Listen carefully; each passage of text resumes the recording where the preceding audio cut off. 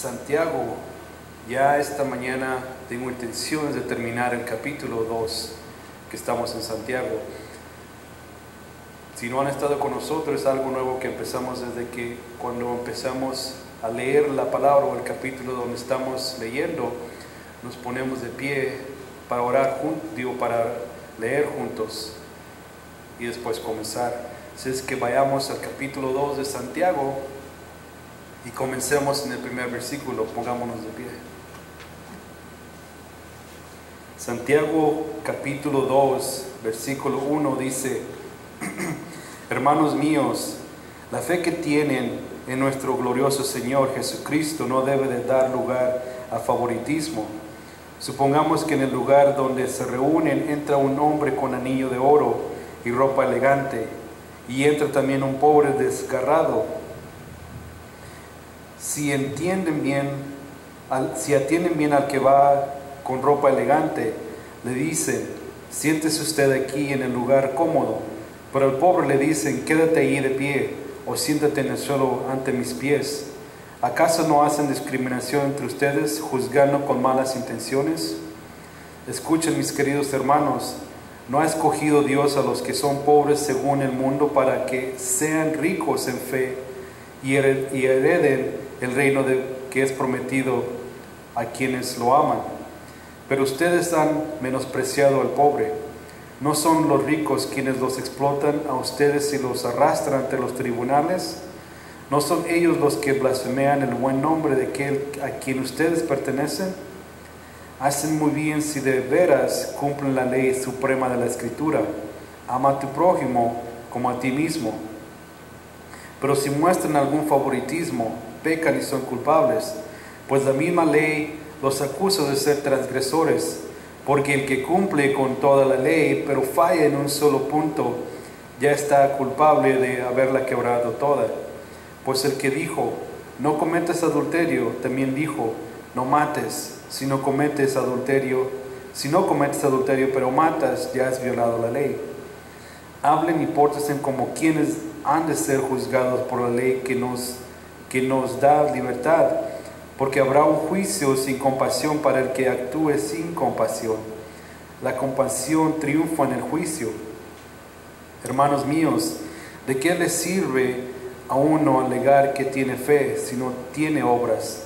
¿Acaso podrá salvarlo esa fe? Supongamos que un hermano o una hermana no tiene con qué vestirse y carece del alimento diario, y uno de ustedes les dice: que les vaya bien, abríguense y coman hasta saciarse, pero no les da lo necesario para el cuerpo. ¿De qué servirá eso? Así también la fe por sí sola, si no tiene obras, está muerta. Sin embargo, alguien dirá: tú tienes fe y yo tengo obras. Pues bien, muéstrame tu fe sin las obras y yo te mostraré la fe por mis obras. ¿Tú crees que hay un solo Dios? Magnífico. También los demonios lo creen y tiemblan. ¿Qué tonto eres? ¿Quieres convencerte de que la fe sin obras es estéril? ¿No fue declarado justo nuestro padre Abraham por lo que hizo cuando ofreció sobre el altar a su hijo Isaac? Ya lo ves, su fe y sus obras actuaban conjuntamente, y su fe llegó a la perfección por las obras que hizo. Así se cumplió la escritura que dice: le creyó Abraham a Dios, y eso se le tomó en cuenta como justicia, y fue llamado amigo de Dios. Como pueden ver, a una persona se le declara justa por las obras y no solo por la fe. De igual manera, no fue declarada justa por las obras aún la prostituta Rahab, cuando hospedó a los espías y les ayudó a huir por otro camino. Pues como el cuerpo sin espíritu está muerto, así también la fe sin obras está muerta. Pueden sentarse.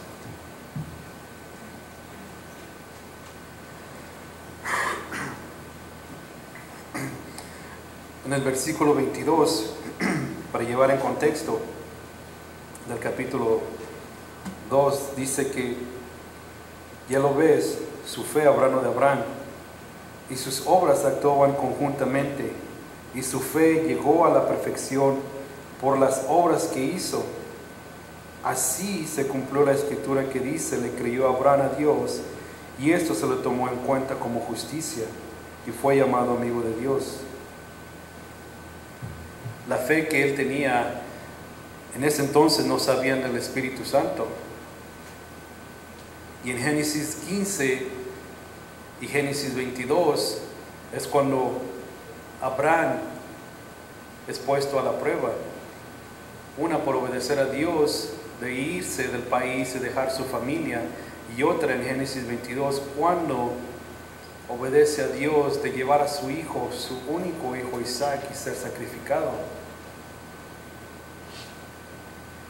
Pero no miramos el panorama completo, o no miramos todo lo que él hizo hasta no llegar hasta el libro de Hebreos en el capítulo 11. Vayamos al libro de Hebreos en el capítulo 11 para leer, comenzando en el versículo 8. El capítulo 11 de Hebreos habla de toda la fe de la gente del Viejo Testamento. Versículo 8 de Hebreos 11 dice: por la fe Abraham, cuando fue llamado para ir a un lugar que más tarde recibiría como herencia, obedeció y salió sin saber a dónde iba. Por la fe se radicó como extranjero en la tierra prometida y habitó en tiendas de campaña con Isaac y Jacob, herederos también de la misma promesa, porque esperaba la ciudad de cimientos sólidos, de la cual Dios es arquitecto y constructor. Por la fe Abraham, a pesar de su abundesa edad, ya de que Sara misma era estéril, recibió fuerza para tener hijos, porque consideró fiel al que había hecho la promesa. Así que de este solo hombre, ya de cadencia, nacieron descendientes numerosos como las estrellas del cielo, e incomparables e innumerables como la arena de la orilla del mar. Todos ellos vivieron por la fe y murieron sin haber recibido las cosas prometidas, más bien las reconocieron a lo lejos y confesaron que eran extranjeros y peregrinos en la tierra. Al expresarse así, claramente dieron a entender que andaban en busca de una patria. Si hubieran estado pensando en aquella patria de donde había emigrado, habrían tenido oportunidad de regresarse a ella. Antes bien, anhelaban una patria mejor, es decir, la celestial. Por lo tanto, Dios no avergonzó de ser llamado su Dios y les preparó una ciudad. Por la fe Abraham, que había recibido la promesa, fue expuesto a prueba y ofreció a Isaac, su hijo único, a pesar de que Dios le había dicho: tu descendencia se establecerá por medio de tu hijo Isaac. Consideraba Abraham que Dios tenía poder hasta para resucitar a los muertos, y así, en sentido figurado, recobró a Isaac de entre los muertos. Así es que la fe que Abraham tenía, aunque el Señor le dijo: lleva a tu único hijo, llévalo a sacrificarlo. Si el Señor me hubiera pedido a mí que yo llevara a mi único hijo a sacrificarlo, yo creo que con él trataría de negociar o racional con el Señor, aunque yo sé que no es posible. Y su hijo Isaac no tenía 5 años, no era un bebé, no era un pequeñito para ese entonces, ya tenía cuando menos unos 20 años, era un joven ya, y no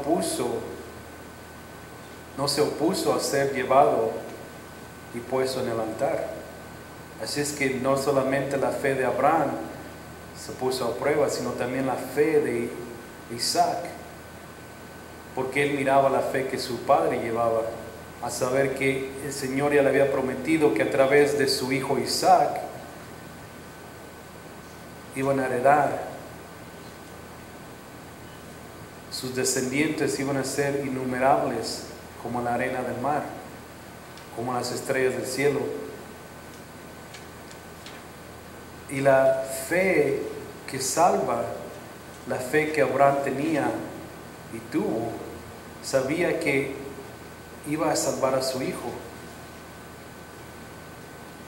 La comparación de la fe que Abraham tenía al llevar a sacrificar a su único hijo, comparado con la fe que Cristo él mismo tenía, aunque sabemos que Cristo fue completamente Dios y completamente hombre, el de ser resucitado de la tumba, porque el único hijo de Abraham, el único hijo de Dios, fue llevado para ser sacrificado. Cristo murió en la cruz y fue resucitado de la tumba. Isaac, aunque no murió sacrificado, pero fue sacado de la muerte del vientre de su madre, de la ansiedad que tenía Abraham. Y solo por medio de la obra que hizo Dios a través de ellos dos, fue que vino esta promesa. Solamente por la fuerza y el poder que Dios tiene, resucitó a Jesucristo de esa tumba. Ahora, en el siguiente versículo, Santiago va a comparar o va a explicar la diferencia, porque habla de Abraham. Abraham es de la gente de Dios. Y ahora va a hacer una comparación con los enemigos de Dios. Versículo 25 en Santiago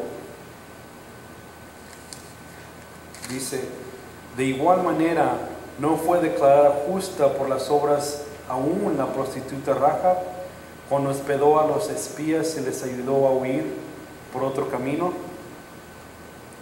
Rahab, en el libro de Josué, en el capítulo 2,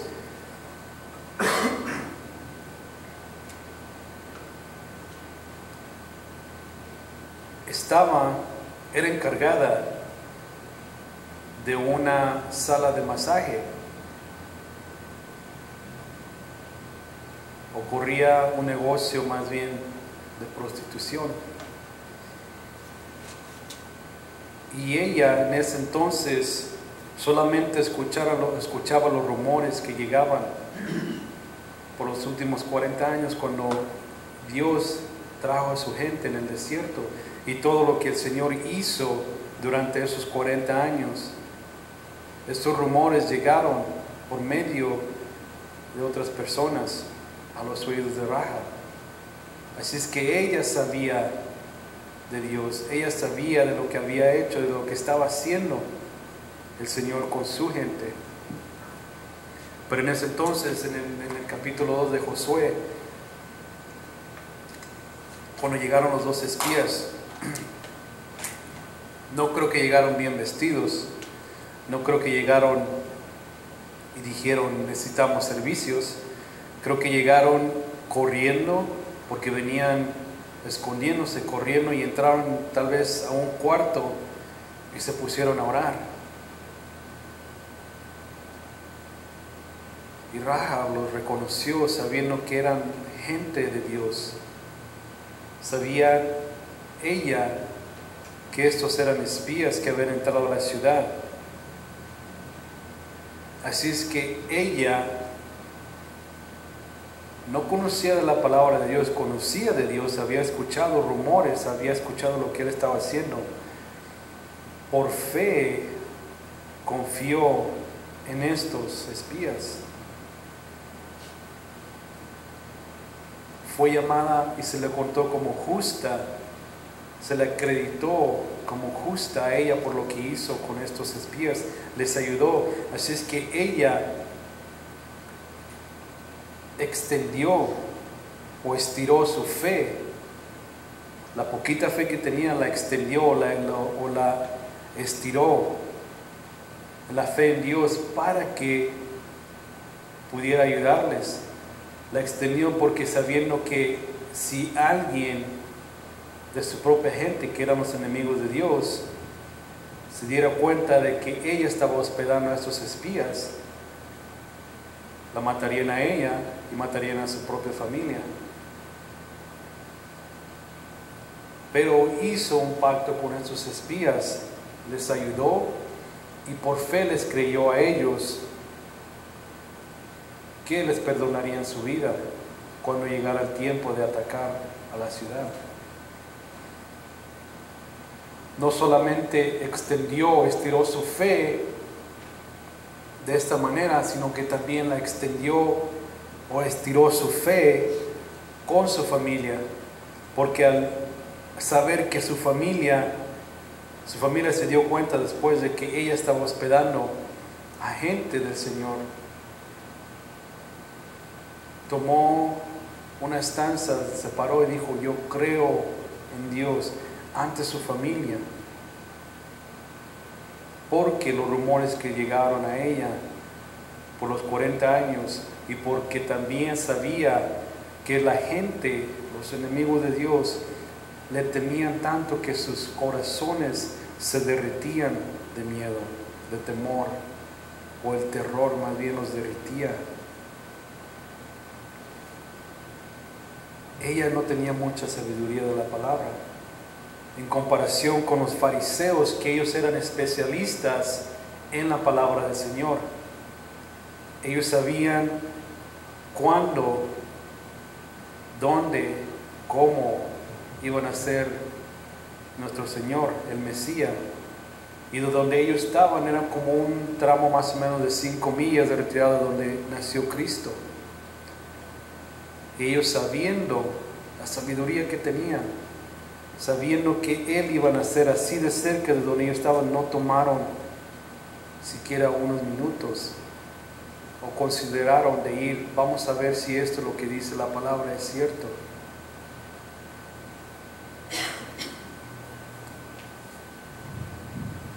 Sabiendo,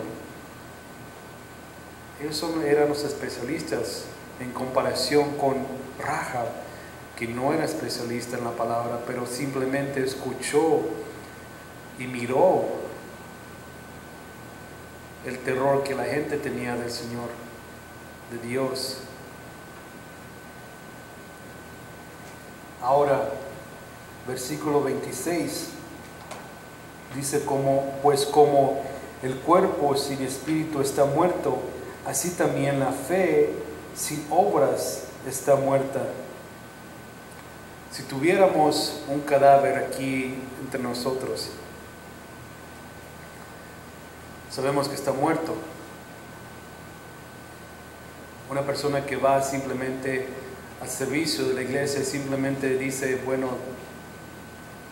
cruzo esto fuera de mi lista, el de ir a la iglesia, ya sea el miércoles o el domingo, simplemente para callar mi conciencia y no convivir, como dice la palabra, de convivir con los creyentes.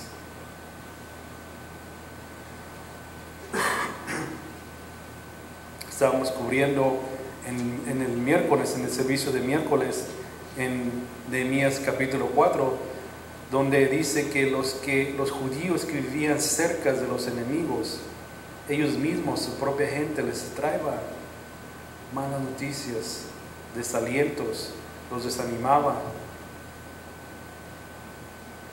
Este cadáver que tenemos aquí, si lo traemos ante los maestros, los especialistas, lo van a llenar de sabiduría intelectual.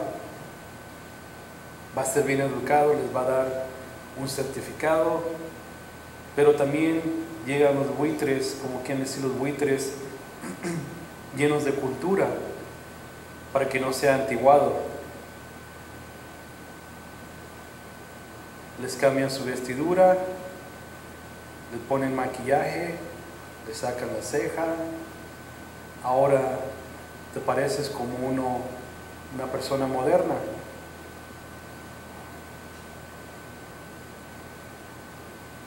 Pero simplemente tiene el parecido por fuera. Sigue siendo un cadáver lleno de sabiduría, pero sabiduría intelectual, sin obras, sin acción, sin creencia, sin obediencia también al Señor. Un cadáver simplemente ocupa vida, y esa vida tiene que venir de arriba. Juan 14:6 dice: yo soy el camino, la verdad y la vida. La vida que dice que tenemos que tener es la vida, el Espíritu Santo dentro de nosotros. No hace mucho estuve, no alegando, sino discutiendo con una persona que no era creyente. Había escuchado al Señor, había escuchado de la palabra, pero no era creyente. Me estaba tratando de convencer de hacer algo que no era ilegal, pero no era parte de mis convicciones, no era lo que dice la Biblia, no coincidía con lo que dice, con mis creencias. Y esta persona me decía: bueno, si no es ilegal, ¿por qué no lo quieres hacer? Yo, tratando de explicarle, simplemente me contestó: ¿por qué eres así? Se nota, y no digo esto para yo exaltarme, para decirme: mira qué tan grande soy yo. Me dijo: tú tienes la sangre de Jesús corriendo por tus venas, porque si eso te estás aferrando a la palabra y dices que eso no está bien ante el Señor, aún así no siendo ilegal. Yo no he conocido una persona así. Si la sociedad nos mira y nos quiere amoldar a su manera,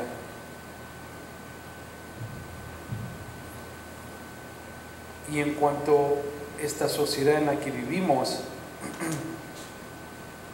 mira que nosotros, ya sea imprimimos un versículo o ponemos un rótulo o un anuncio que habla del Señor, que habla de la palabra, algo relacionado con Jesús, algo relacionado con la Biblia, luego nos vienen: no puedes poner eso, no puedes empujar tus creencias ante nosotros.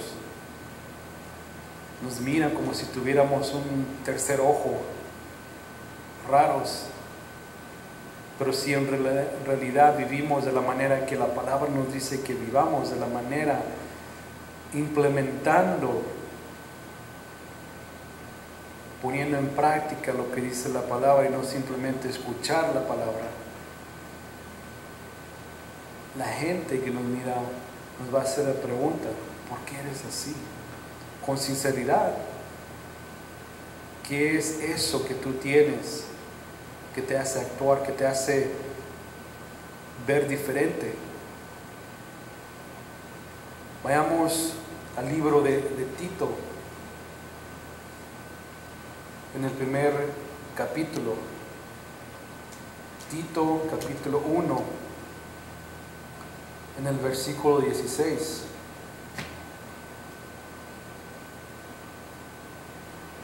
Dice: profesan conocer a Dios, pero con sus acciones lo niegan. Son abominables, desobedientes e incapaces de hacer nada bueno. Por sus acciones lo niegan. Dicen que conocen a Dios. Tú, cristiano, dices que eres cristiano porque conoces a Dios, pero creemos en Dios, pero ¿le creemos a Dios? ¿Lo negamos a Él?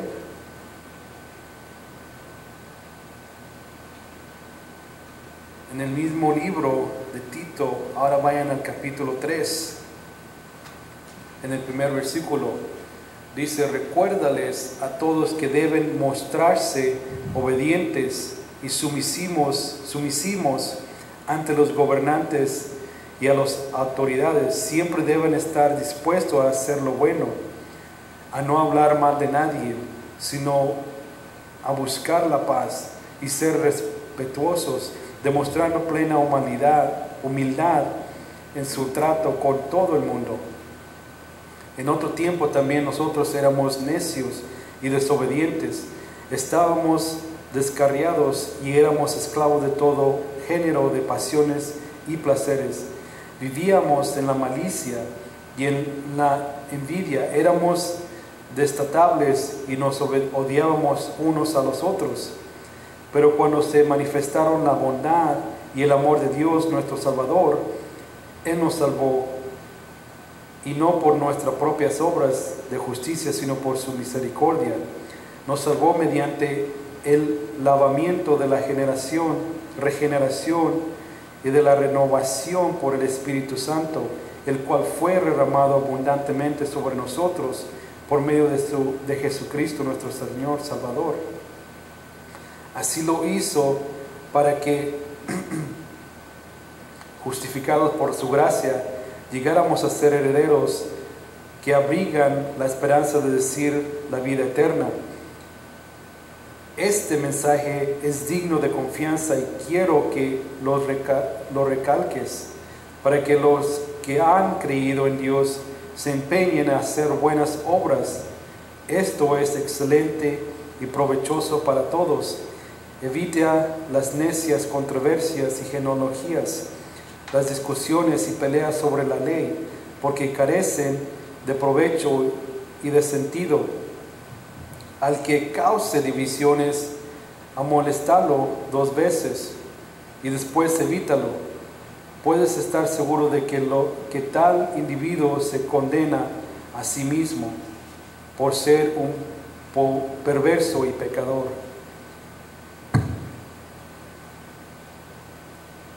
Así que dice, en el versículo 8 dice, para los que han creído en Dios, se empeñen en hacer sus buenas obras. Antes éramos necios, antes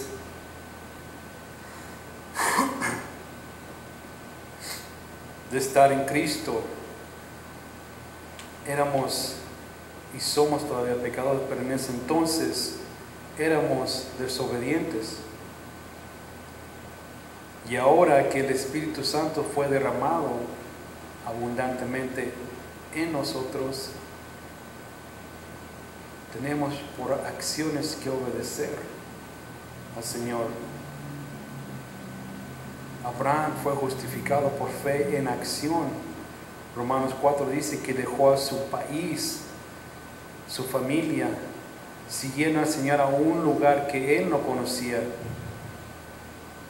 Y simplemente le dijo, ve al lugar que después te mostraré. Rahab, teniendo la fe que salva, hablando de Santiago 2:14, obedeció y protegió, les dio hospedaje a los espías y arriesgó también su vida ante ellos, ante el pueblo y ante su familia, pero fue bendecida. Así que también cuando nosotros nos dan esas oportunidades, cuando estamos ante esas oportunidades de obedecer a Cristo, en Lucas 12:48 dice, a quienes mucho se le ha dado, mucho se le requiere o mucho se le espera. Si la fe que tenemos, que nos salvó, por su gracia que nos dio, Él espera mucho más a cambio de esa gracia. El capítulo 2 de Santiago se enfocó en las prácticas de los cristianos maduros, en no aferrarnos a tradiciones o doctrinas antiguas y el vivir de acuerdo a lo que dice la palabra. Satanás es un maestro o un experto en el engaño, el engañarnos. Si Él nos convence que la fe que tenemos nosotros es falsa o no es verdadera, ya ganó, ya nos tiene bajo su poder y tenemos una fe muerta, sin acciones, sin obras. También cuando la fe que Abraham tuvo, si puedo estrechar o estirar un poquito más la analogía aquí, él sacrificó, se lo dio a su único hijo, al Señor. Nosotros como padres llega al punto de cierta edad cuando ya nosotros tenemos también que darle nuestros hijos al Señor para que Él se les haga real ese Cristo que nosotros creemos, en el que creemos, para ellos sea real también, porque vivirán hasta cierto tiempo de su vida bajo la gracia, la misericordia que nosotros tenemos y la fe que nosotros les hemos dado, para llegar a un punto en que nosotros decimos: ok, Señor, te lo doy, te la doy, y lo dejamos ante tus manos. Ahora, entrando en el capítulo 3 de Santiago,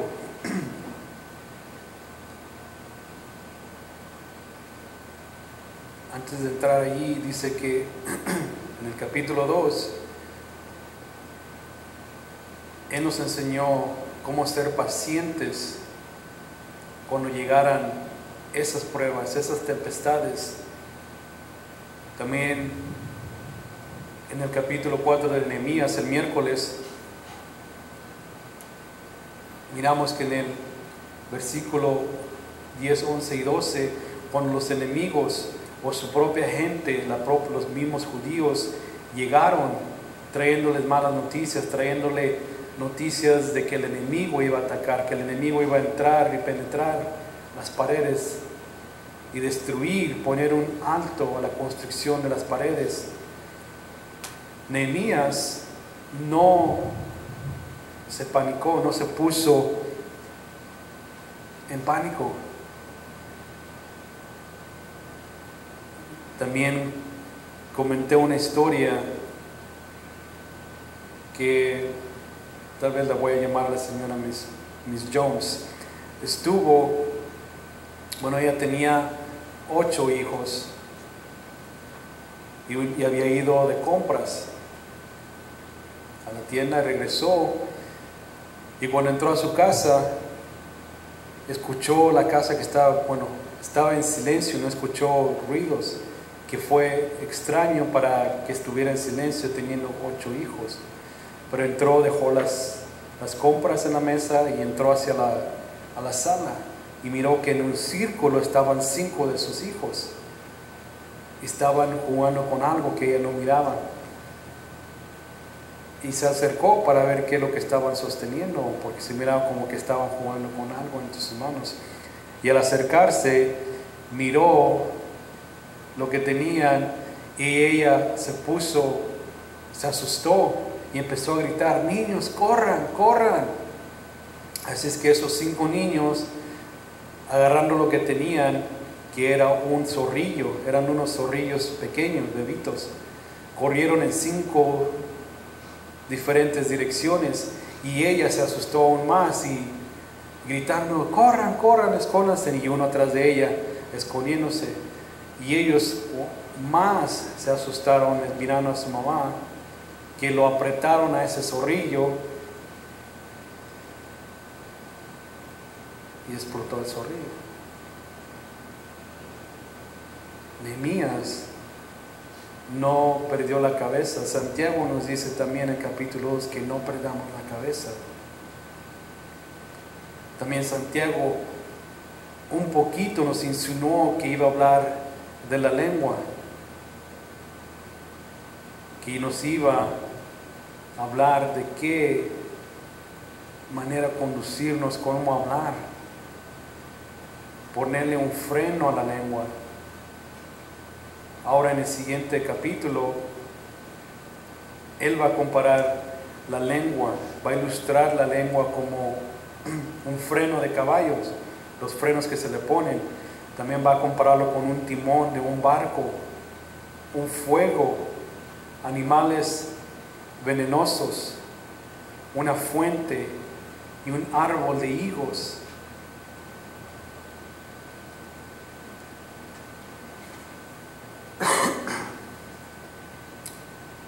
Leamos el primer versículo del capítulo 3.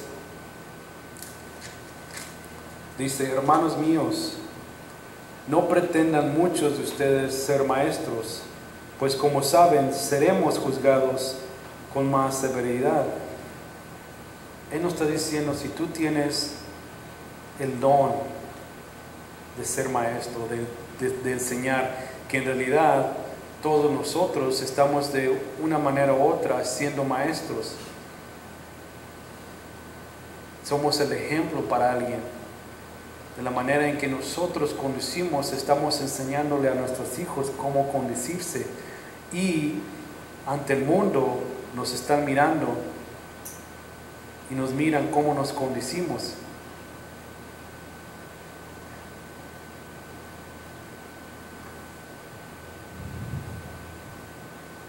Últimamente, en los últimos años, este tema es muy popular, el de que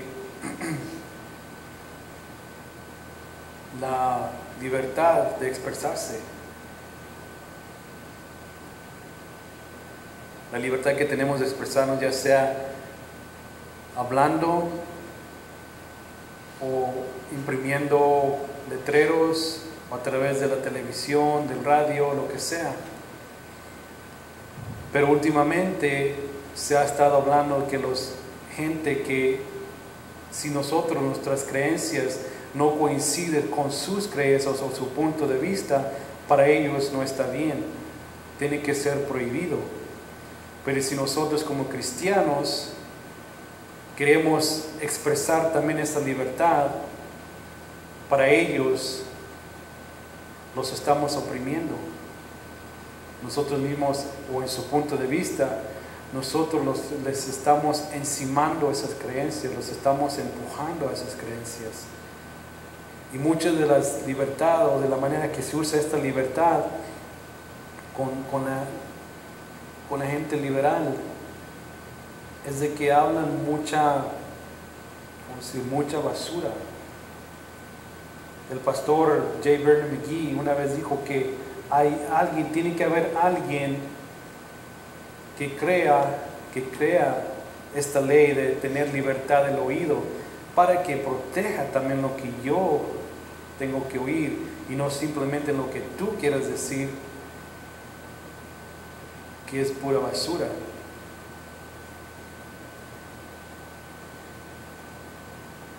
El ser maestros, el tener de enseñar, que vamos a cubrir más en detalle para la siguiente semana.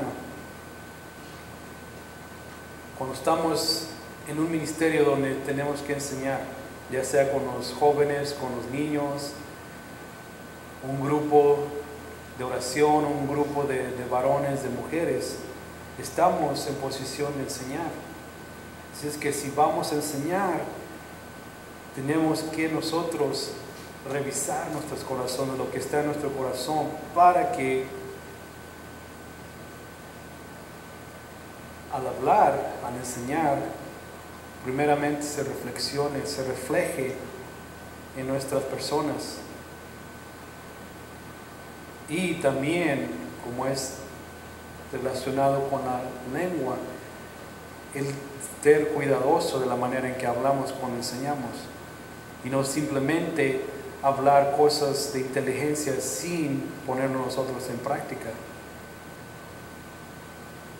Tenemos que poner en práctica lo que nosotros enseñamos, lo que nosotros tenemos de sabiduría.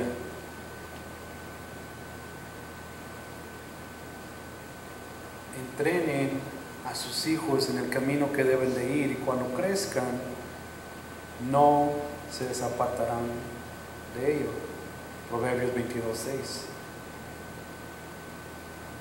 Nosotros tenemos el privilegio, el honor, la responsabilidad de enseñar a otros, pero también tenemos que ser cuidadosos de lo que estamos enseñando, de las palabras que usamos, cómo nos conducimos, qué obras hacemos o no hacemos.